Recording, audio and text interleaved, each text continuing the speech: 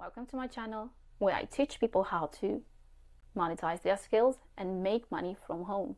The first step to starting a successful baking business is planning. Before you start selling anything, you need to ask yourself a few important questions. Who are you baking for? What baked goods are you going to sell? And how are you going to make your baking business unique? How is it going to be different from other successful baking businesses that are already out there? For example, are you going to sell custom-made birthday cakes? Are you going to sell wedding cakes, artisan bread, gluten-free goods?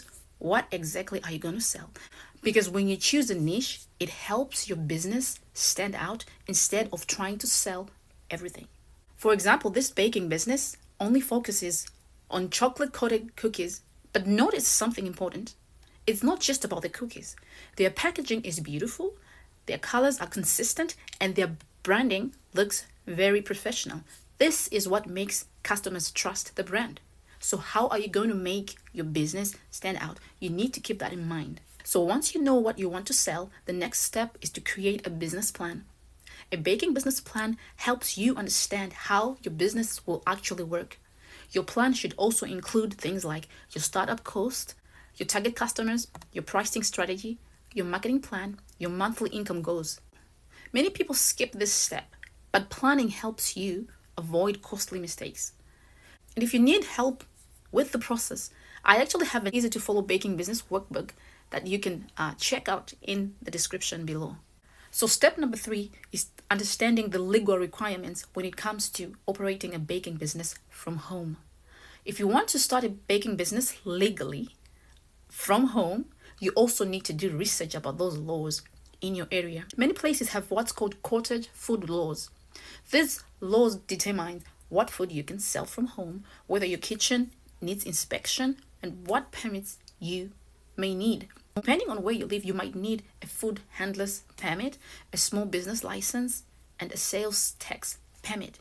So before launching your baking business, it's always a good idea to check with your local health department so you know the rules. So step number 4 is setting up your baking workspace. Next, you need to organize your baking space. Your kitchen doesn't have to be huge, but it does need to be organized and efficient for it to run smoothly. So some essential tools for a baking business include mixing bowls, measuring cups, baking pans, cooling racks, airtight ingredient containers. Many home bakers also invest in tools like a digital scale, cake decorating tools, silicone baking mats, a stand mixer. Quality tools help your baking business produce consistent results, which is very important when customers are paying for your products. So step number 5 is creating and perfecting your recipes. When you start a baking business, consistency is everything. Instead of selling 20 different products, start by choosing 3 to 5 signature items. Test your recipes multiple times and make sure the flavor is consistent, the baking time is accurate, and the presentation looks professional. You can also ask friends, family, or followers to taste test your products and give feedback. Step number 6 is you need to price your product for profit. So one of the biggest mistakes new bakers make is underpricing their products. So when pricing your baked goods, you must include ingredient costs, packaging costs, electricity and utilities, your time and labor, marketing expenses. Then you should also research what other baking businesses charge in your area. Your pricing should cover your costs, leave room for profit, reflect the quality of your work. Never price your products based on emotion. Always price based on numbers. Step number 7 is build your baking brand. Branding is what makes your baking business look professional. This includes things like a memorable business name, a simple logo, consistent colors, branded packaging. Things like custom stickers, cupcake boxes, and thank you cards can instantly make your baking business look more professional. If you want help in creating a strong brand, I also have a branding ebook that helps beginners how to brand their business step by step, and I will leave the link in the description below. So step number 8 is marketing your baking business. Marketing is what actually helps customers find your baking business.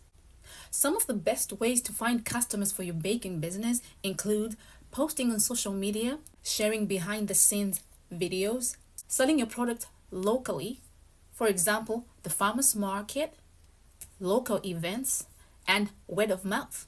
Having a website is also another great way to promote your baking business.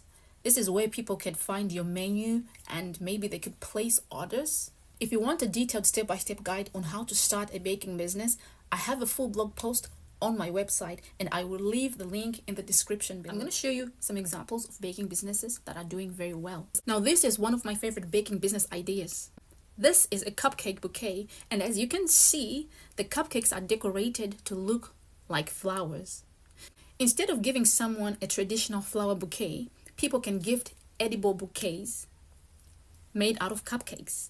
This is a very creative baking niche because it combines desserts, art, and gift giving. Cupcake bouquets are especially popular for occasions like Mother's Day, birthdays, Valentine's Day, anniversaries, and more. Take a look at this cupcake business. What makes this stand out immediately is the presentation and the color theme.